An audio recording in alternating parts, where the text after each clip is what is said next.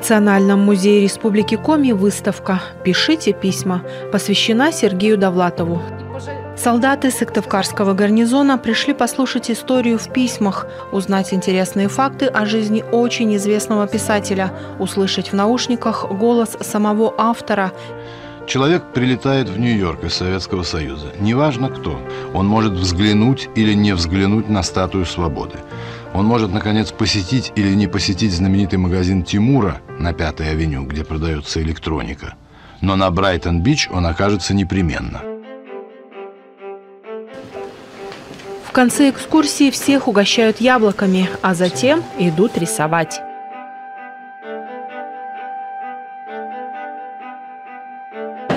Здравствуйте, меня зовут Надежда Лисецкая, я психолог и сотрудничаю с музеем. Тут музей проводит экскурсии, я провожу мастер-класс творческий. Ветки рисуйте прямо вот снизу, как они как из вазы. Вазу потом закрасим еще.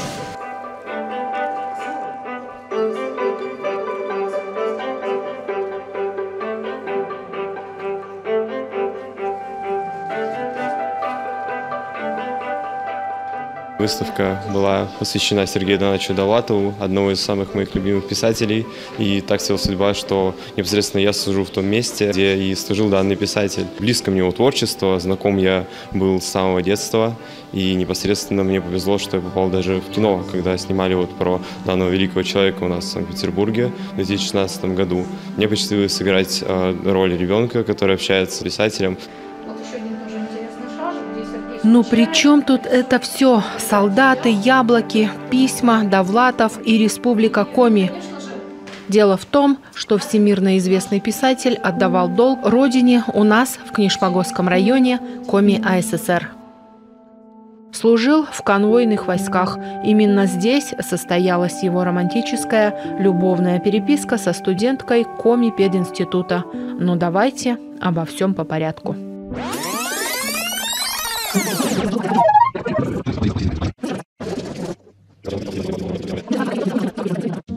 Все началось вот с этой фотографии в «Молодежи Севера» от 12 августа 1962 года.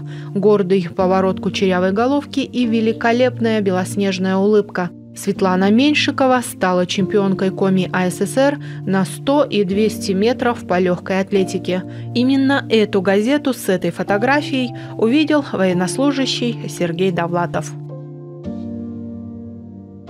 Дорогая Светлана, откуда я узнал ваш адрес?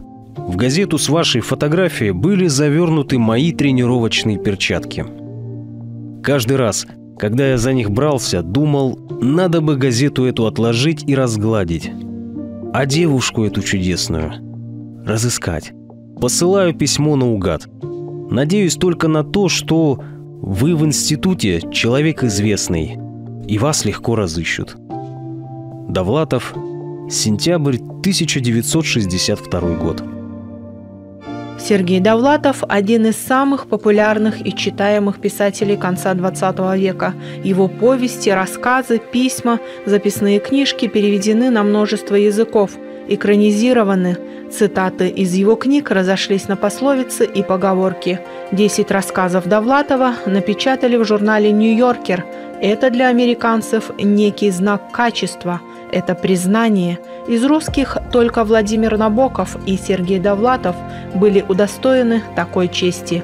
Но все это потом, а пока 1962 год. Сергей в рядах советской армии охраняет уголовников в тайге.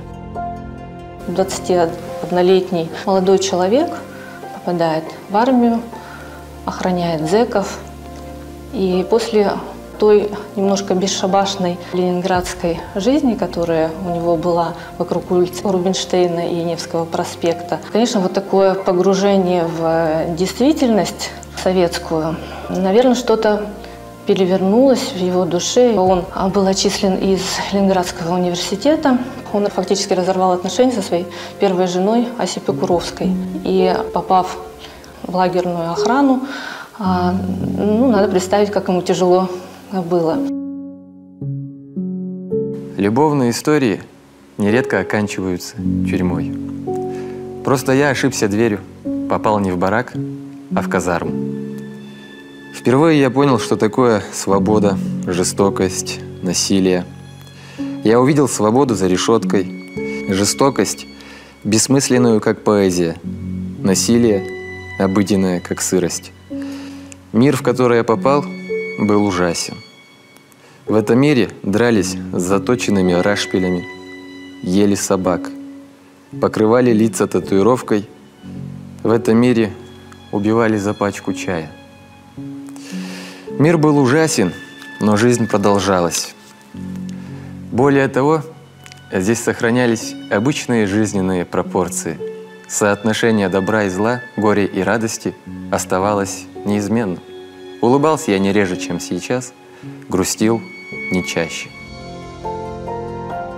Спортсменка Светлана жила с родителями в старой части Сыктывкара. Училась в КГПИ на факультете естествознания, направление биология. Письмо пришло в институт. На конверте стояла печать воинской части. Поселок Чиньяворык. Ни на первое, ни на второе письмо Светлана не ответила. Может быть, считала, что порядочная девушка не может переписываться с незнакомцем, да еще и военнослужащим, охраняющим преступников. Затем было третье письмо, прощальное. Я все еще тебе принадлежу, я все еще с твоим молчанием связан, я все еще немыслимо и свято последнюю надеждой дорожу. Красавица и комсомолка Светлана, добрая и чуткая от природы, не могла больше хранить молчание. Она написала очень длинное, теплое письмо. Завязалась переписка, продлившаяся почти год. Она написала ему очень теплое, как он потом писал в следующем своем письме. Письмо нежное, трогательное. И так началась переписка. Вот эта переписка, она длилась с сентября 1962 года по май 1963 года. Сыктывкар 60-х – маленький провинциальный городок. Из развлечений изредка кино в кинотеатре «Родина», летом танцы в парке под духовой оркестр, зимой лыжи. И тут такие письма – философские, грустные, смешные, пропитанные юмором и самоиронией, как и все творчество Сергея Довлатова. Ляленька, ты научишь меня ездить на лыжах? А то я однажды встал на лыжи, кругом начали зверски хохотать, и я сконфузился. Послушай, какие собачьи холода наступили в твоей малосимпатичной республике. Ты, как хозяйка этих мест, должна чувствовать неловкость за свою родину.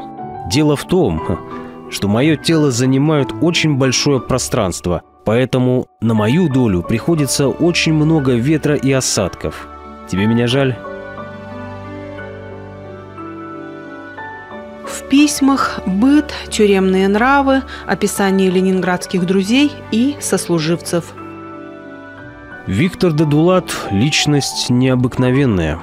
Он играет на всех музыкальных инструментах. Кроме того, он умеет извлечь музыкальный звук из любого предмета домашнего обихода. Однажды он сидел на кичке, и около его двери целыми днями толпился народ. Дадулат играл очень сложные мелодии на спичечном коробке. Интересная деталь. Довлатов в письмах смешно рисует, а также пишет стихи, эссе и размышления о Есенине, Пастернаке, Ахматовой, о малоизвестных, но талантливых друзьях-поэтах и любимом писателе Хемингуэе, об истории создания его шедевров. Это письмо, кстати, самое большое из сохранившихся. Американская проза никогда не бывает сентиментальной, как, например, немецкая. Никогда не бывает сухой и чопорной, как английская. Не бывает скучной, чем, к сожалению, грешна наша проза. Почему во всем мире Хемингуэя ласково называют Хэм Великий? Жизнь необыкновенно сложна. Мир непостижим до конца, но проявления жизни очень просты. Хемингуэй установил логические законы. Нет ничего труднее, чем писать простую и честную прозу о человеке. Для Светланы переписка с Сергеем – своего рода увлекательное приключение. Это как окно в неизвестный большой мир. Ведь не каждой девушке пишут такие письма. Уже тогда в письмах молодого солдата чувствовался талант блестящего рассказчика, а письма 21-летнего Сережи Довлатова и правда как маленькие законченные рассказы. Дорогая Светлана, миллионы лет кружится наша земля, таская на своем горбу беспокойную ношу – людей. Люди рождаются, съедают за свою жизнь приблизительно 2000 котлет, побывают 3 раза на южных курортах и помирают со счастливым чувством, что их жизнь прожита хорошо. Но есть среди них особая порода – неудачники. Иногда они так одиноки, что видят сразу весь мир. Я, Светлана, из неудачников.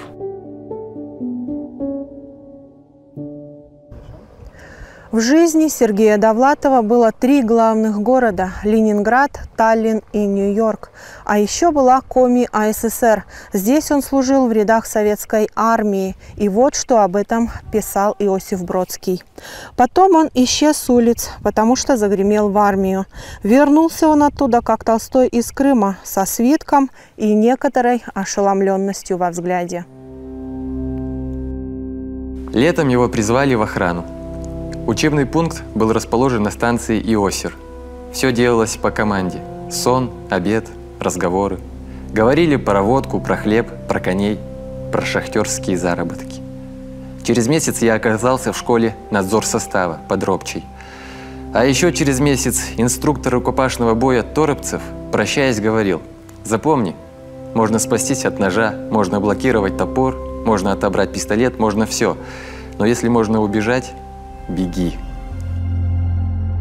Это была полная смена жизненного уклада. Если бы Сергей захотел, он бы сдал этот злополучный экзамен по немецкому, начал бы зарабатывать какими-то заметками, чтобы содержать себя и красавицу-жену.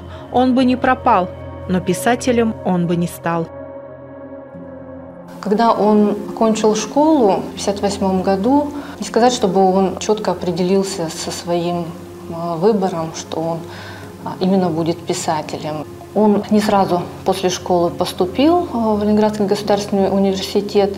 В 1959 году он сдает экзамены и был зачислен на финское отделение. Но мог также выбрать и албанское, вегетарианское, какое угодно отделение. И опять же, по воспоминаниям, он не отличался особо старательностью в учебе и больше, наверное, брал своей обаятельностью и открытостью, умением всегда иронизировать, шутить.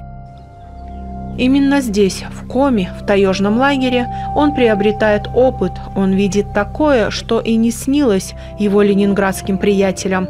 В конвойных войсках рождается Довлатов, писатель.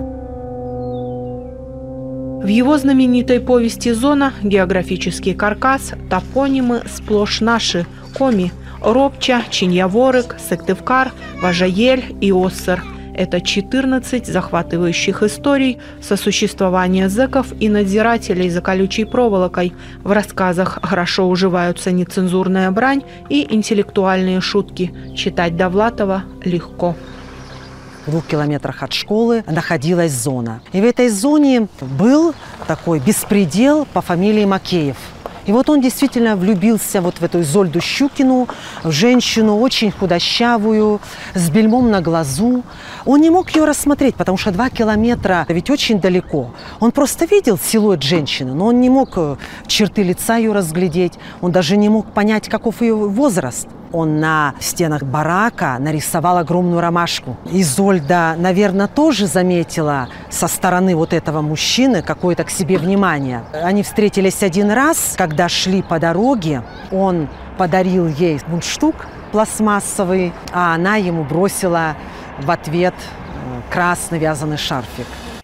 Эта история из зоны произошла недалеко от поселка Иоссер в Малиновке, где сидели особо опасные рецидивисты, в народе аоровцы или полосатики по форме их одежды. Как говорят, в Малиновке он проходил службу, там была зона, была большая воинская часть, стояла вот именно батальон охраны. Довлатов служил там первоначально, а затем был в Черневороке.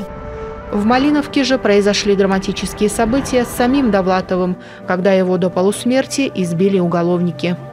Купцова я увидел в зоне. Он подошел и, не улыбаясь, спросил: «Как здоровье, начальник?» «Ничего, — говорю. А ты по-прежнему в отказе?» «Пока закон кормит».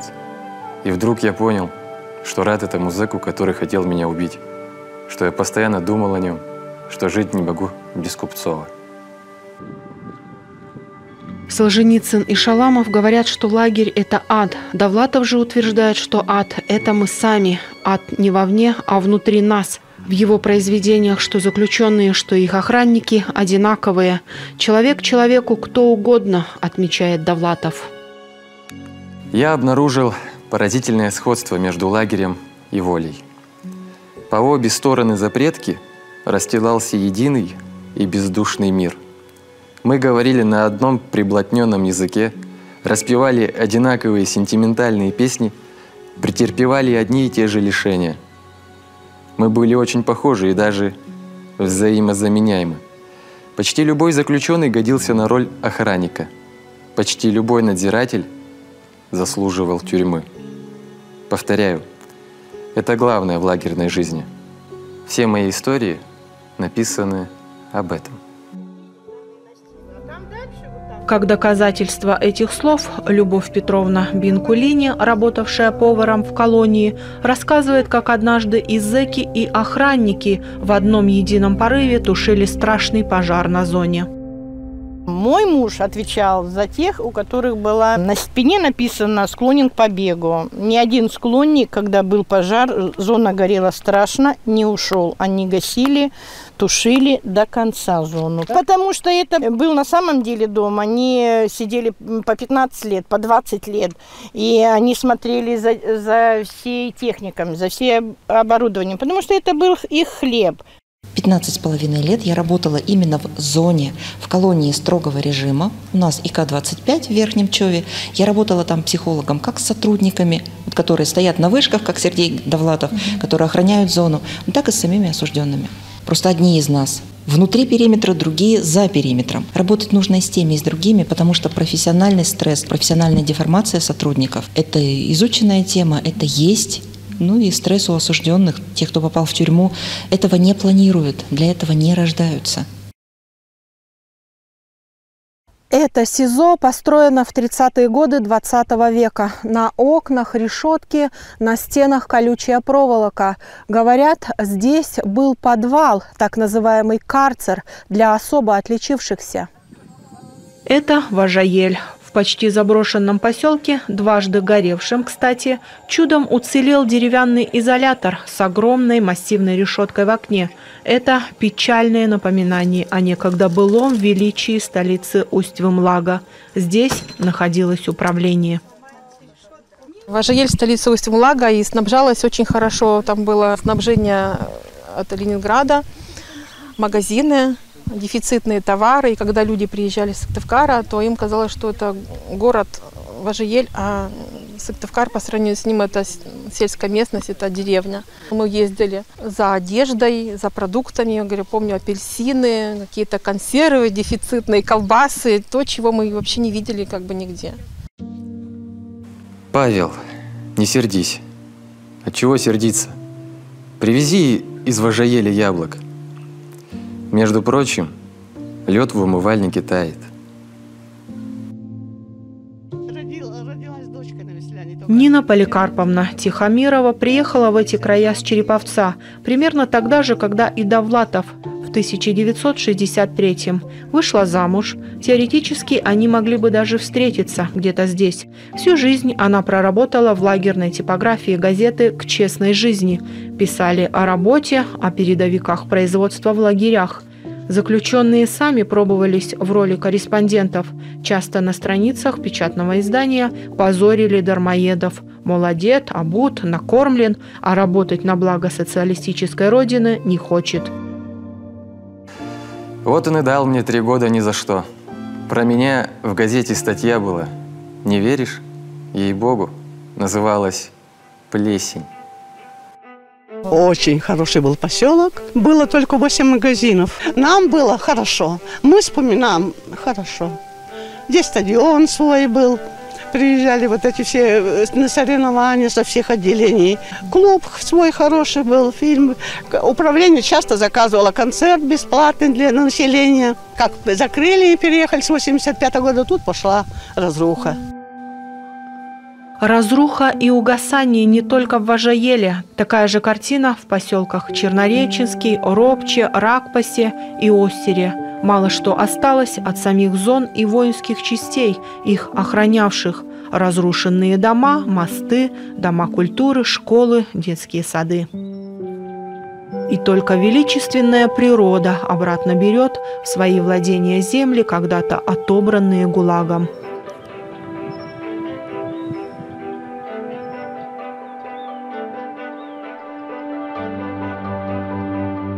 Малочисленные, добродушные жители этих мест в своих душах хранят теплые клубочки воспоминаний о былых, хороших временах. Они все как один утверждают, что зона – это не всегда зло, это еще и благо.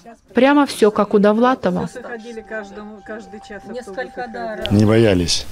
Это представление, может, у тех, кто не связан был с колонией. Там тоже люди. Хотя у них тут вот были и 3-й срок, и 4-й срок. Кто-то отсидел, мастером был, потом вот освободился, ему некуда было ехать, он всю жизнь просидел. Он вор в законе. И здесь в поселке жил и шел работать в колонию. Мастером был швейного цеха. Семен Иванович такой Маслов.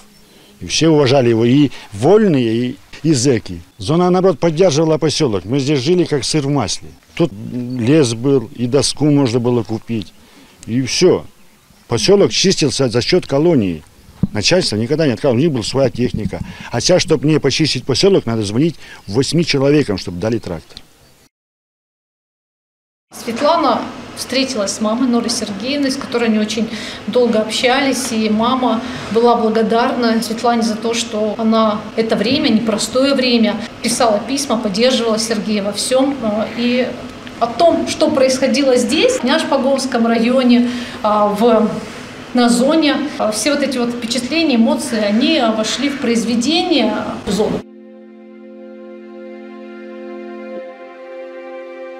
Сергей писал о Светлане и своим родителям, называл Сыктывкар Лялечкиным городом. Будущий писатель имел весьма серьезные планы на совместное будущее с этой девушкой. Ляленька, ты знаешь, когда-нибудь мы будем вместе встречать Новый год. А потом я тебя поцелую, а может быть и нет. В зависимости от того, как сложатся наши отношения. А потом мы придем домой и съедим много котлет, так как я всегда прихожу домой голодный. Будь, Ляленька, веселой. Танцуй, смейся, катайся на коньках, целуйся с кем попало. Но только не выходи замуж, ладно? Побереги этот пустяк для меня. Письма Светлане Меньшиковой – это линия его спасения. Письма помогали сохранять присутствие духа, видеть перспективу, мечту, сохранять себя. Зона, конвойная жизнь солдата и письма любимой девушке – это как два разных мира. Светлана, в самом начале письма мне хочется с гордостью воскликнуть: «Я не боюсь лягушек и дождевых червей, но вот обмотать дождевого червя вокруг пальца я могу в 2 счета. Когда мы будем гулять с тобой в летнем саду, я непременно, повстречав червя, отважно к нему прикоснусь, и ты, Ляленька, сразу поймешь, что я настоящий мужчина». Знаешь, я давно хотел написать. Я верю, что тебе нравится получать мои письма. Но иногда у меня появляется ощущение, что они тебе представляются отдельными художественными произведениями. Ты хоть понимаешь, что за всеми этими, иногда забавными, а иногда не очень письмами, стоит живой человек Довлатов, который меньше всего думает, чтобы тебя развлечь, и который, кстати сказать, не ахти какой веселый человек. Синеворык, зона – это север, север, север. Это жестко, это тяжело. И молодой человек из Санкт-Петербурга, из такой интеллигентной среды попадает туда, где автомат, вышка, форма, приказы. Это просто по факту, это тяжело. И письма Светлане, в них нежность. Нежность и любовь, они спасают. В мае 1963 года его переводят служить в Ленинградскую область. Когда я приехал сюда, в Коми, я считал себя конченным человеком. Ничего хорошего от жизни уже не ждал. Лез как дурак в любую драку. Был угрюмый тип. Ты мне, Меньшикова, жизнь спасла. И это не громкие слова, а простая правда. И это я тебе никогда не забуду. Когда приеду в Ленинград, сразу же напишу тебе. До свидания, любимая. Это было последнее письмо Светлане. Переписка прервалась не только из-за перевода Довлатова в другую воинскую часть, но и других жизненных обстоятельств. Письма к студентке Светлане – красивая, жизнеутверждающая, нежная история. Она уже ярким пятном вписана в летопись Сыктывкара и в биографию всемирно известного писателя. Переписка помогла Сергею Довлатову в суровый период жизни службы в конвойных войсках. Молодой человек искал и нашел в ней спасение от безумия окружающей действительности. Он мог разговаривать с ней, и душа его сохранилась и осталась жива. Ляленька, тощенькая моя, умница, красавица, спасибо тебе за письма. Когда-нибудь ты, может быть, поймешь, как ты мне нужна. Жизнь-то ведь в сущности у меня вполне собачья.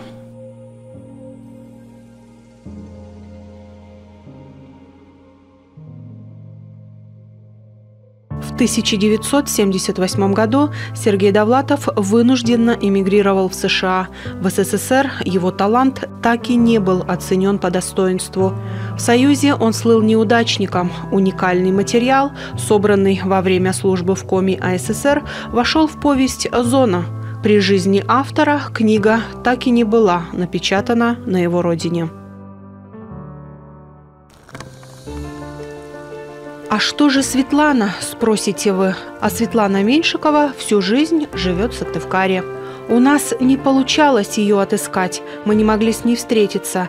И уже после того, как фильм был готов, раздался звонок. «Здравствуйте, я Светлана Меньшикова».